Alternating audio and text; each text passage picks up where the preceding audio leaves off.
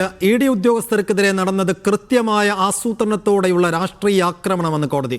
ഭരണഘടനാ സ്ഥാപനത്തിന് നേരെയുള്ള വെല്ലുവിളിയാണെന്നും പ്രതികൾക്ക് ജാമ്യം നിഷേധിച്ചുകൊണ്ടുള്ള ഉത്തരവിൽ കോടതി വ്യക്തമാക്കുന്നുണ്ട്. 5 പ്രതികളുടെ ജാമ്യാപേക്ഷയാണ് Thiruvananthapuram judicial first class magistrate കോടതി തള്ളിയത്. പ്രതിപക്ഷ നേതാവ് പിണറായി വിജയന്റെ വീട്ടിൽ നടത്തിയ റെയ്ഡിനെ തുടർന്നുണ്ടായ ആക്രമണം ആസൂത്രിതമാണെന്നാണ് കോടതി ഉത്തരവിൽ പറയുന്നത്. ആക്രമണം ഉദ്യോഗസ്ഥരിൽ ഭീതിയും മാനസികാഘാതവും ഉണ്ടാക്കി. ഇത്തരം കേസുകളിൽ പ്രതികൾക്ക് ജാമ്യം നൽകുന്നത് ഭാവിയിലും സമാനമായ കുറ്റകൃത്യങ്ങൾ ചെയ്യാൻ പ്രേരണ നൽകും.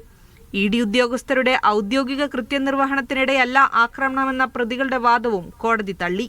പ്രതിഷേധക്കാർ തകർത്തത് ടാക്സി ആയതിനാൽ പൊതുമുതലല്ല നശിപ്പിച്ചതെന്ന് പ്രതികൾ ജാമ്യാപേക്ഷയിൽ ചൂണ്ടിക്കാണിച്ചിരുന്നു. എന്നാൽ ED ഉദ്യോഗസ്ഥർ വാടകയ്ക്കെടുത്ത വാഹനമായതിനാൽ പൊതുമുതൽ നശിപ്പിച്ച കുറ്റം നിലനിൽക്കുമെന്ന പ്രോസിക്യൂഷന്റെ വാദം കോടതി അംഗീകരിച്ചു.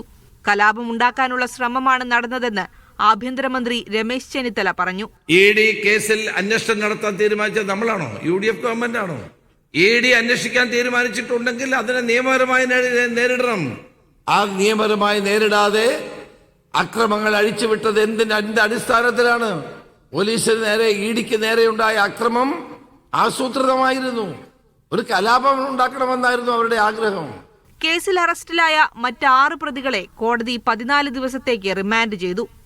അതിനിടെ പിണറായി വിജയന്റെ വാടക വീട് ഉൾപ്പെടുന്ന പ്രദേശത്തെ ACPയെ സ്ഥലം മാറ്റി.